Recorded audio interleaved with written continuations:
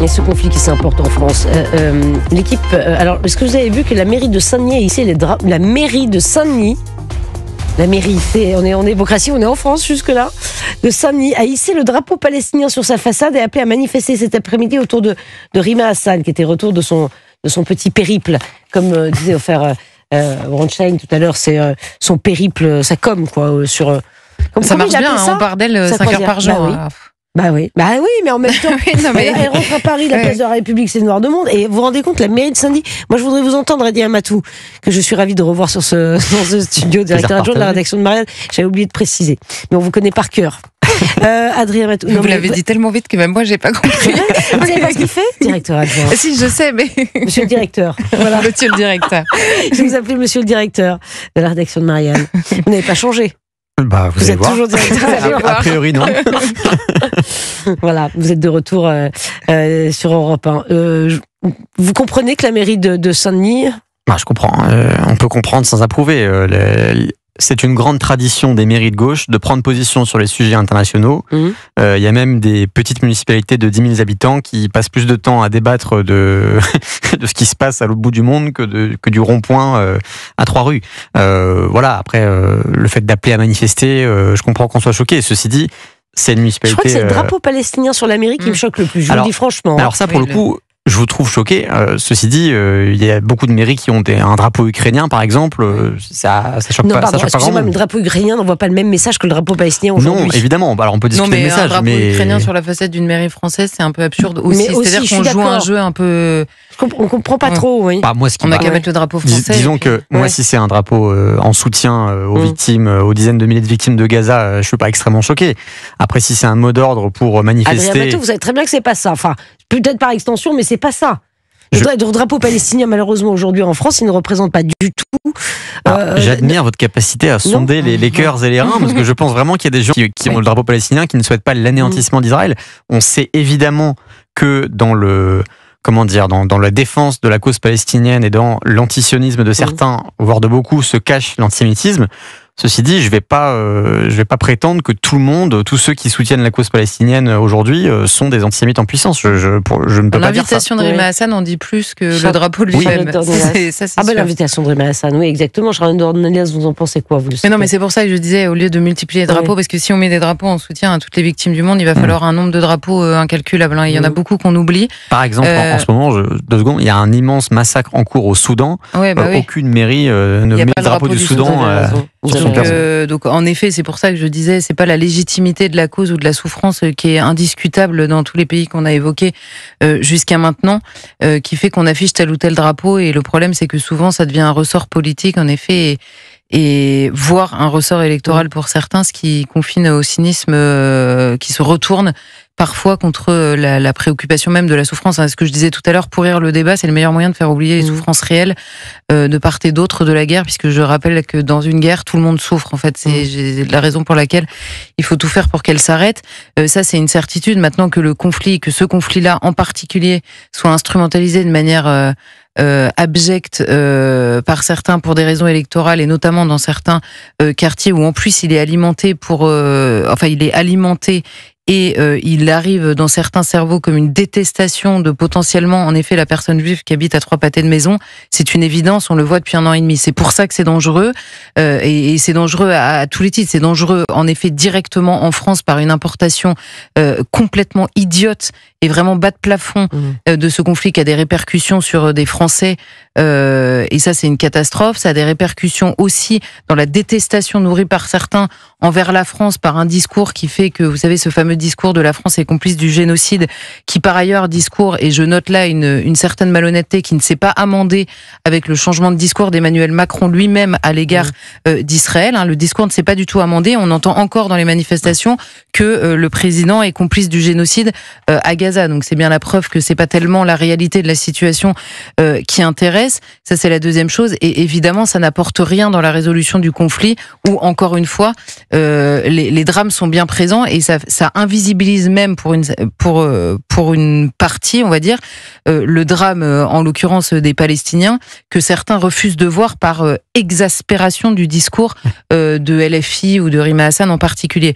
Donc je trouve ça, mais comment dire, si, peut-être que j'allais dire c'est inefficace à tout point de vue. Non, peut-être pas électoralement, et on le verra aux prochaines élections. Mais même là, ça reste à prouver, puisque le but étant de mobiliser un électorat qui jusqu'à maintenant ne votait pas.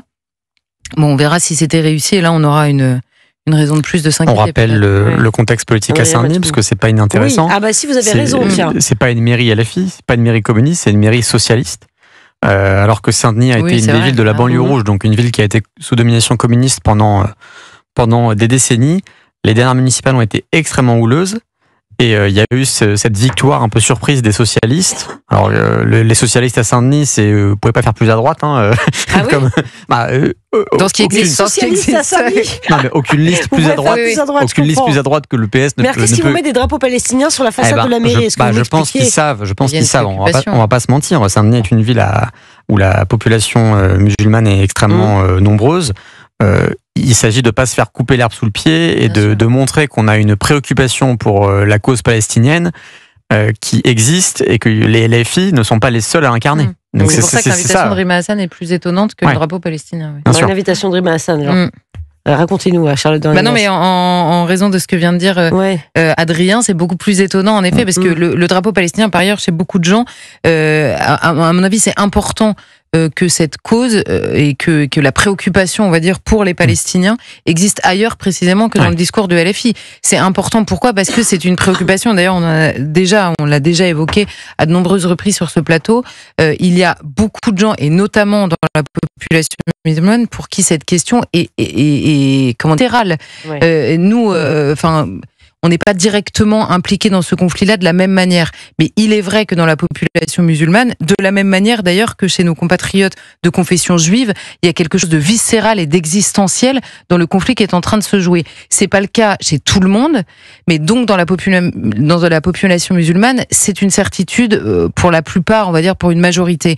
Donc il est important que cette souffrance ne soit pas remise uniquement entre les mains de LFI. C'est pour ça que je dis que le drapeau palestinien, je le mettrai pas sur la mairie, mais le fait qu'il soit affiché ou défendu me surprend. Le problème, beaucoup moins. Instrumentalisé ce drapeau palestinien. C'est pour ça que ça me surprend moins en soi le drapeau lui-même que l'invitation de Rima Hassan, qui elle est beaucoup plus difficile à décrypter dans la situation politique de manière complètement lunaire.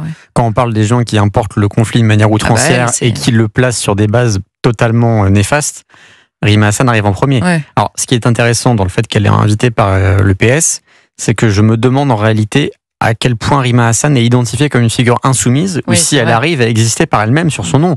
Rendez-vous compte, elle rentre de son opération avec sa flottille, elle arrive d'un claquement de doigts, en quelque sorte, à faire venir des milliers de personnes place de la République. On est en train, pour le meilleur ou pour le pire, on est en train d'assister à l'émergence d'une figure politique nouvelle qui a une puissance de mobilisation incontestable. Sur ce seul sujet. C'est ça qui est... Oui, et monosujet, parce qu'elle est arrivée quand même, elle s'est invitée dans la vie politique française en tête de liste des élections européennes.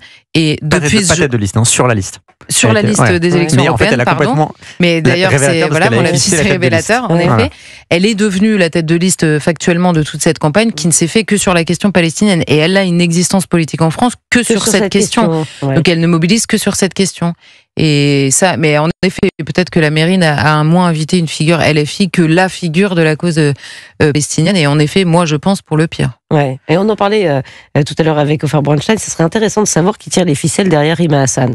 Vous avez vu beaucoup d'eurodéputés, vous, faire, alors pas avec la notoriété qu'elle a, mais effectivement, d'avoir qu'un seul couloir de nage, qu'un seul sujet. Mais ça, elle n'a pas besoin d'argent en soi. Enfin, je veux dire, ça ne retire rien à votre question. Quel est son intérêt ? Mais je pense que les ficelles, elle les tire toute seule. Pour le coup, je trouve, je pense qu'elle est complètement sincère, puisque son histoire familiale la relie directement à la Palestine. Donc je pense qu'elle s'identifie complètement sincèrement à cette cause palestinienne. En revanche, ce qui est étonnant, c'est que des eurodéputés qui ont un seul sujet de prédilection... Mais c'est ça. Ça existe, mais alors que ce sujet de prédilection soit situé en dehors des frontières européennes, c'est autre chose. C'est ça qui est effectivement, mais qui nous interpelle, moi qui m'interpelle. Et que LFI finisse par suivre le mouvement, je veux dire. En effet, elle a éclipsé quasiment le mouvement politique lui-même derrière son sujet à elle. Et ça, et qui n'est pas français ni européen directement. C'est vrai que, elle est douée, ça au moins on peut le dire. Oui. Et son coup de com'? C'est un coup de com', on est d'accord. C'est évidemment mais bien sûr, on parle de sa flottille. C'est de la com'.